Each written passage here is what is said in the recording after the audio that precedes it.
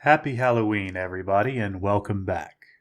First of all, I'd like to say to everybody who participated in the Hear My Story Halloween contest, thank you, and you guys have made my decision extremely difficult. I don't think I have spent near as much time on figuring out the winners of any contest that I've run as I have with this one. In the end, I picked the two stories that I picked, which I am going to read one right after the other in the spirit of Halloween to give everybody some nice spooky ambience. But I picked these stories because I feel they represent the theme best. And since we've got two stories, I'm not going to prattle on too long, so we're just going to go ahead and dive into them. So first up, Cash Marley and the Halloween Reprieve by Justin Fraser. My name is Kasha Marley. My friends call me Cash. For some time now I have been traveling the country and seen things that the uninitiated would never believe. There was this mansion in my hometown, you see, and spooky it was, for it seemed to place a veil on the subconscious of everyone in town. Only those who scrutinized it closely felt the chill aura seeping from its exterior. When the day came that I decided to penetrate this mystery, I dragged my best friend, Teakle, to that terrible place, and ultimately to her doom. It really all started with that damn book. The pages are old, withered and weathered, and yet no knife can penetrate the ancient parchment. The pictures and text change composition, sometimes before my eyes, and to look upon the words is to know a fire in the mind, unlike any sensation I can rationalize. I dread to think what creature's flesh might comprise the leathery cover of the tome, and by all accounts in my travels, only I can see the shifting shapes and lights that dance across its surface. I, too, nearly met my end in that mansion. My shoulder still carries the scar where I was impaled by a measure of reinforcing bar. I came around and found myself looking into the wide-eyed corpse of my best friend, skewered and twisted in a horrific fashion that I will never be able to erase from my mind. And then I heard her voice. "Take the book. Run." There it was, clutched in my hand, that rested upon its cover in the candlelit study, right before the floor had collapsed. Not long after that, the spirits came for me, and I have been running from them ever since. So now, as I sit here staring at this strange little child who watches me from down the road, understand my trepidation. To anyone else, this is a Halloween costume. I used to love Halloween. Now it's a grim reminder of everything that haunts me. Nothing of the scary movies I used to watch will ever compare to the times I've had and the horrors I've witnessed. So excuse me a little if the stare from that pumpkin-headed sheet puts me ill at ease. It watches. A toothy grimace ever creases. It's hard to tell from this distance whether it's painted or carved, but either way. The smile is of a black deeper than the night, and the immobile blackness of the eyes have locked upon me in a manner most uncanny. I begin to perceive what disturbs me about the stare. The mask itself was watching, rather than someone underneath. Teakle appeared, shimmering ghostly in the air beside me. I would say that she was haunting me, which was true at the psychological level, but her messages quite often were the difference between life and death, at least for me. "There are many spirits about tonight. I can't stay, Kasha. They'll find your scent through me." I nodded towards the creature down the road. Its gaze remained fixed, though a dozen people passed between us. "What about that?" I could feel Teakle wrinkling her nose as she scrutinized the thing. It was a habit of hers from when she had lived, not so long ago. Minus the breathing bit, she breathed right down my neck in response. "Keep clear of that one. Keep very clear." Teakle vanished, and I felt a chill. But then it happened, as if the pumpkin face was watching for Teakle's departure all along. I watched it reach out a hand, never looking away from me. The thin claw stretched out and gently scratched the shoulder of a passer-by.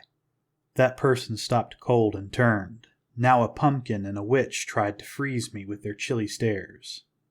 And to my absolute fright, that small hand, like branches twined together, reached up and made a soft scratch upon the arm of a man in a werewolf costume. The werewolf stopped and turned. I started to lose my nerve as more victims fell to the touch of the jack-o'-lantern fiend. I found myself slipping my hand onto the book and taking a step back. The menace I felt from those stares grew as each set of eyes turned in my direction. And when I could take it no more, I turned and ran. Footsteps pursued me. There were shouts of those not yet afflicted, wondering where this dashing mob had suddenly started off to. I did not know if any of those people were still alive, but I had seen entire towns vanish beneath the pale fury of the spirits, and there was nothing I could do for them now. I ran, panting. I had a good set of lungs, and all my time in exile I had built up tremendous muscle for flight. Yet even my tomboy legs wouldn't carry me forever. My motorcycle was still at the edge of town, out of gas, and I had only come this far into town to refuel. As ever, the monsters had been waiting. In my mad rush, I quickly whispered the spell that would hide the scent of the book from spirits. The magic burned my arm. I could feel the markings grow over my skin, ever tracing their way up my arm to some nefarious purpose. Though I feared the magic would one day consume me, I had no choice if I hoped to escape. The costumed ghouls gave chase as I dodged into tighter spaces of the main road. A drugstore was still open. I slipped inside, past the cashier, and fled into the back room. The cashier shouted at me, but I was out the back door before she could get around the counter. And that was it. The futility didn't dawn on me until I slipped through a few backyards, barely escaped the vicious nibbles of a chihuahua, and hopped a couple of fences. There came I to a most distressingly open field. Far behind, I knew that my pursuers had picked up everyone along the way, for the screams had all but died. An army of fresh legs was already in pursuit, and there was no path in sight that would allow me to double back. I continued my dash towards the trees, but I was never going to make it. I tried to imagine what would happen if I, too, became one of the crowd. Maybe it would be my own hand that opened the book, recited the spells, and ended the world. There was that nagging and persistent reassurance that Tikal had crossed into another realm, and that death was not the end of everything. But if Tikal's expression when I spoke of the book was any indication, calamity would cross all dimensions. I wasn't even a sixth of the way to the forest before I started to flag, and in my stumbling I turned to see quite an army had risen to chase me down. It must have been a full quarter of the town, all eyes locked on me and perceiving my weakness. I tripped and nearly cracked my forehead on the stem of a pumpkin, but my hand shot up, and instead my wrist took the blow. I twisted and fell, and my ankle kept twisting when it should definitely have stopped. In sudden agony I realized that it was over, that I would not be able to run any more, and yet still I scrambled, crying out as I got to my feet, soaked with muddy earth. Both my wrists and my leg pulsed from the sudden injuries. I fell again, and I turned, backing away as I saw the crowd, completely stopped. They stood stock still, most of the eyes still on me. The eyes of the pumpkin creature at the fore of the crowd seemed askance, no longer looking directly my way. Everyone stood at the edge of an invisible line, and to me they appeared much like mist at the edge of a forest, as though they might suddenly recede into the town. I followed those black, pumpkin eyes to the spot just above my left. I saw a purple shape, silk and satin, outlining the slender form of a young woman. Her dress was befitting of a princess, as was her poise, and such a wall of defiance emanated from her form that even her candy-corn orange hair did not yield to the wind. She leaned upon the handle of a purple umbrella, with its tip stabbed into the mud, and she dared the distant monsters with a sharp and steady look from her eyes. To my astonishment, the army that stood before the two of us did not take her up on her challenge. "Child of man, rest easy. They cannot enter my pumpkin patch." This was an entirely new madness to encounter in my travels. I found myself stunned to silence by the unusual sensation that this madness was working to my favor. I feared that at any moment the spell would be broken, and yet this single entity seemed frighteningly capable of upholding her promise. "You're like them?" The woman smirked, continuing to burn the possessed villagers with her stare. I am, more or less, like them. Only much more than less. You will be safe here for the night. This is my night, and I honor the ancient promises. Do not leave this field until sunrise. After that, take the book and run. I swallowed. I was in the presence of some terrible force from beyond this world, and though it had appeared as a savior, I shivered in cold fear. A single apparition held the hideous monsters at bay. What did that make her? "Those people, are they dead? Because they die wherever I go, and wherever these monsters find me." The woman squinted at the crowd, her gaze moving left, then right. They will be okay come morning. Incredibly confused, but alive. I nodded. Good luck, child of man. "Thank you?" No, I mean you have really good luck.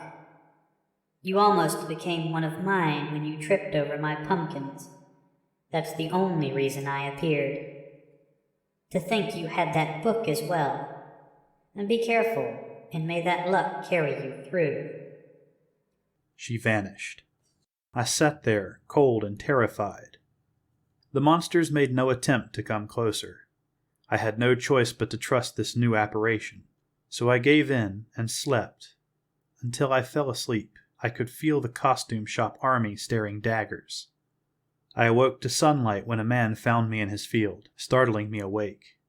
I lied that I had had a bit too much to drink last night and took my leave. I hurried into town to buy some gas for my bike. I wanted to be far, far away by night.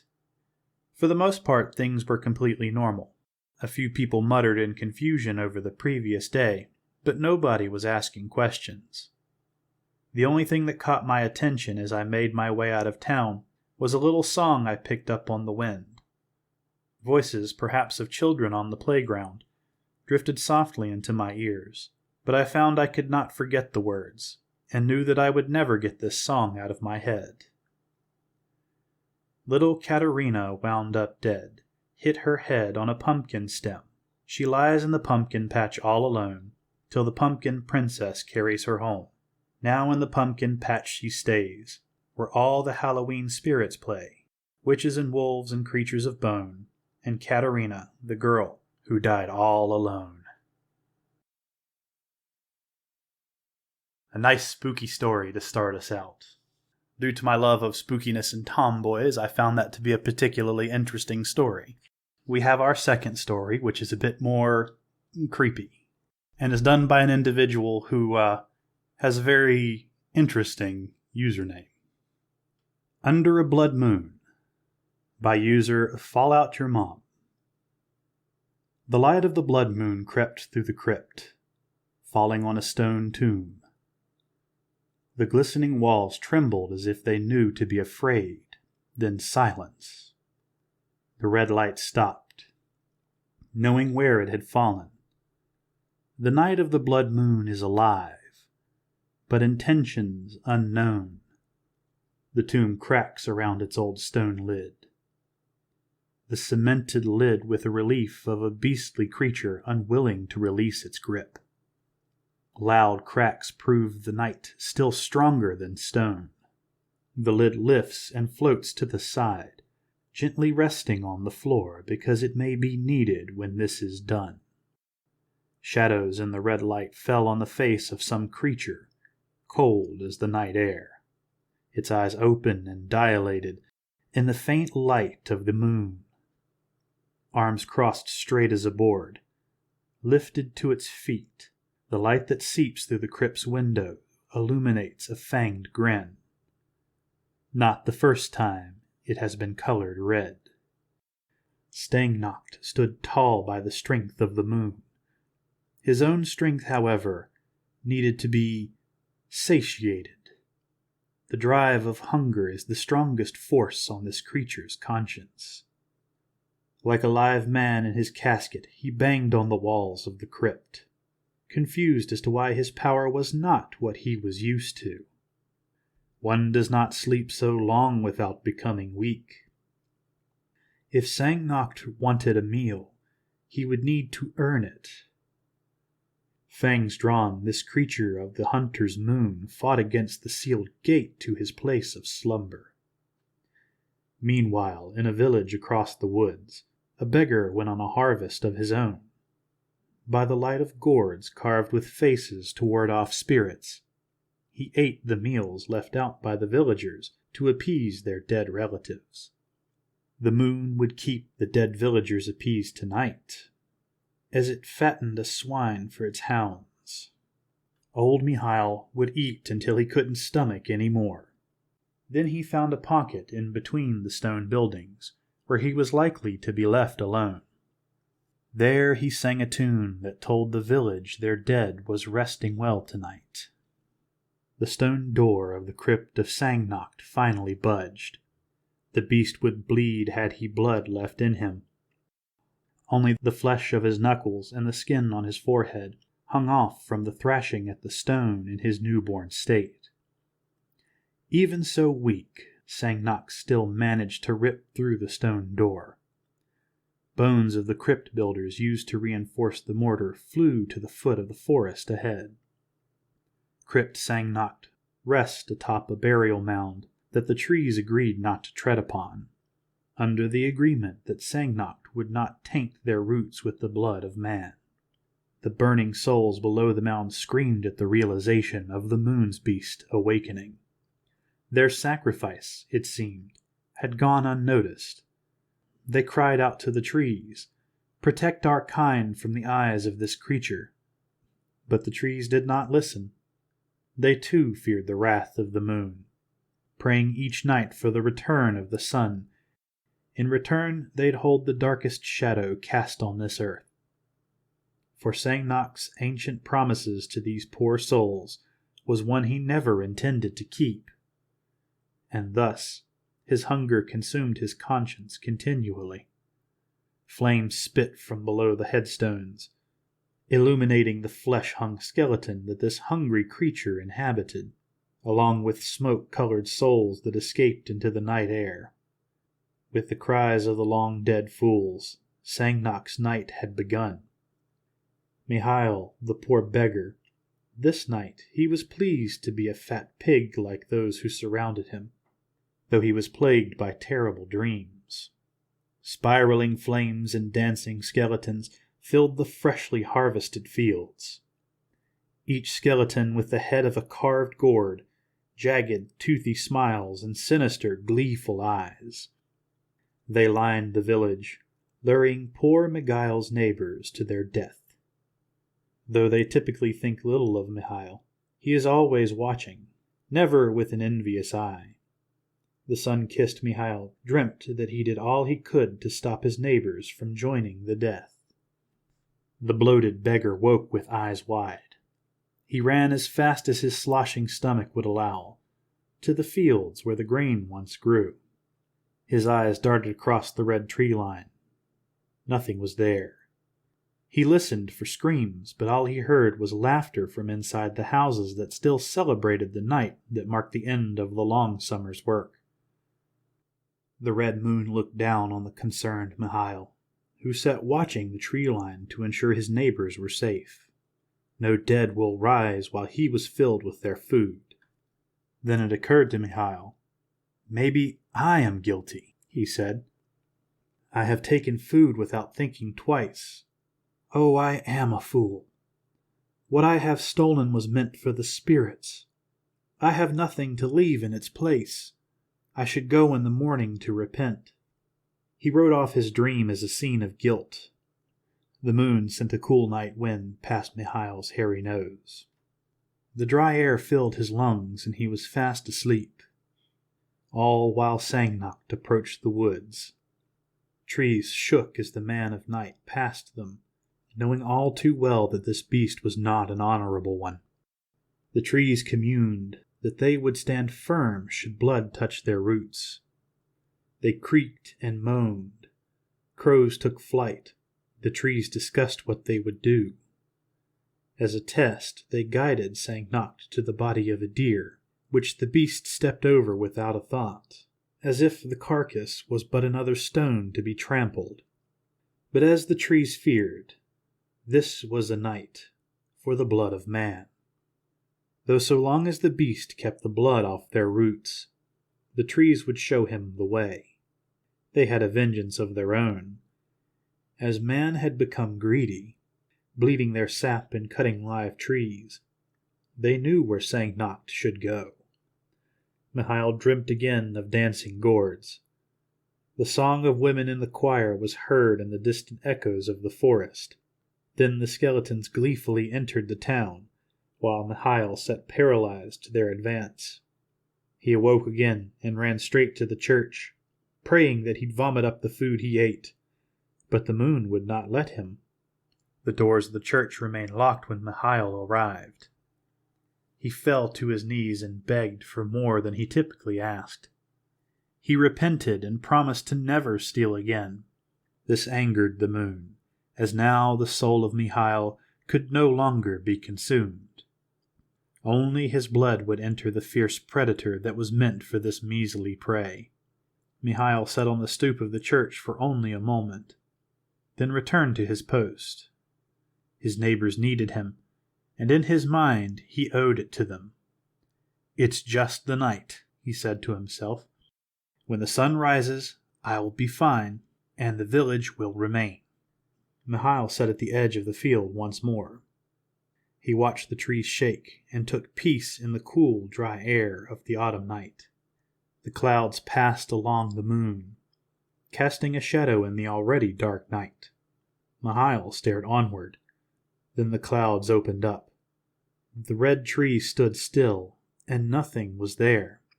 The field remained empty, and still standing stalks were undisturbed. The clouds passed again, turning the twisting trees into a void of black once more. Then the red light slowly crept across the field in the hold of the clouds. A thin sliver of moonlight passed over a strange-looking tree to Mihail's eyes. It had bark which hung loosely at the top and on the branches. The tree was shorter than the others, and it almost seemed to have bony hips, a sunken stomach, and a cage in the middle. When Mihail blinked, the clouds turned the field into a void once again. Then bright red light shone once more. The strange tree was gone. Mihail figured, what is a tree to a forest? Of course he couldn't see it. He probably wasn't even looking at the same place. Then Mihail's eyes moved across the field that was finely lit in the red light of the hunter's moon. Each trim stalk stood still. The scarecrow was still standing, and just halfway down the field stood a skeleton with a head that resembled a wolf and a pig at the same time. Pointed ears stood low among the scalp. Sunken eyes cast shadows too deep to tell if eyes were there. A flat nose wrinkled along the edges, distinct in the moonlight. Unclear if the wrinkles were natural, or the effect of lips lifted to reveal the fanged grin of Sangnocht. Mihail realized what it was he was looking at and began to crawl to his feet, slipping as the panic made such a simple thing difficult. He attempted to cry out to the village, but he choked on the night air. His throat was dry and impossible to repel anything but a harsh cough. The night had prepared its pig for the sacrifice. Mihail ran to the church, but Sangnocht walked patiently, his stomach roaring in the night. But the hunt was a stronger hunger for this beast. Mihail turned and saw the beast was standing hunched over at the edge of the village, just where the road enters the field. Mihail wheezed as he entered his stone alleyway. He hid with his eyes wide, looking out into the street. Sangnocht slowly walked down the street, the amusing gourds illuminating his bones as he followed the path of Mihail, who watched as the beast passed his alleyway. This put the air back in Mihail's chest. He felt safe and took a seat against the wall, closing his eyes for a moment of relief, then peeked again out into the street. Nothing was there. The tired Mihail went to his bed of trash, only to find a starved man lying in it. There was no more fear in Mihail. Instead, he felt concern. "Sir, you okay?" The man said. "I am thirsty. Do you have any water?" Mihail thought to himself for a moment and looked out into the street again. No beast stood out there. "I think I saw a drink laid out for the ancestors, but I don't want to take more than I already have. Please help me." Mihail got to his feet and ran without question to the nearest door in the street. He picked up food and a pint of mead, then said a short prayer, looking both ways, and ran back down the alley. The starved man was still in Mihail's bed. "Here, sir, I grabbed you food." The shadowy face turned to look at Mihail. "Help me. Feed me." Mihail was unsure. "Would you mind if I just set it down?" "No. Can't you see I'm weak?" He coughed. "It's so cold. Bring me the mead so I can be warm." Mihail shook as he moved the drink towards his fellow in need. His eyes darted down the alley to see if the beast stood there. The street was clear. Then he felt something wet on his hand.